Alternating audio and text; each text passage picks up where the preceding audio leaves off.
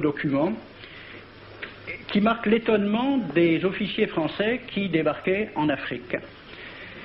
C'est Campagne d'Afrique en 1830 par un officier du corps expéditionnaire.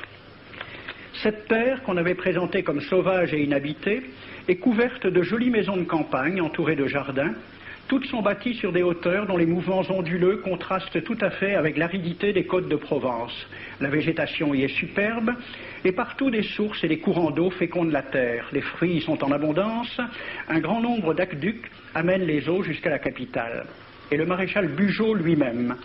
J'ai reconnu que l'Algérie produit beaucoup de grains, une immense quantité de bétail. L'immensité des terrains ensemencés atteste l'existence d'une population beaucoup plus nombreuse qu'on ne le pensait. Le commandant Claude-Antoine Roset, dans Voyage dans la Régence d'Alger en 1833. Presque tous les hommes savent lire et compter. En France, on compte à l'époque 40% d'analphabètes. Ainsi, les soldats qui débarquent sont en général moins instruits que les sauvages qu'ils viennent civiliser. Le ministre de la guerre de l'époque, il s'appelait Girard. Il faut se résigner à refouler au loin, à exterminer même la population indigène. Le ravage, l'incendie, la ruine de l'agriculture sont peut-être les seuls moyens d'établir solidement notre domination. Savary, duc de Rovigo, apportez des têtes, bouchez les conduites d'eau avec la tête du premier bédouin que vous rencontrerez, au nom bien sûr de la civilisation.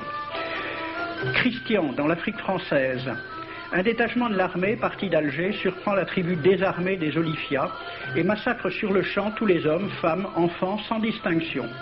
On parlera de 12 000 morts. Les troupeaux raflés aux Olifias seront vendus au consul du Danemark.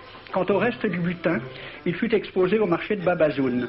On y voyait des bracelets de femmes, encore attachés à des poignets coupés, et des boucles d'oreilles pendant à des lambeaux de chair, au nom de la civilisation.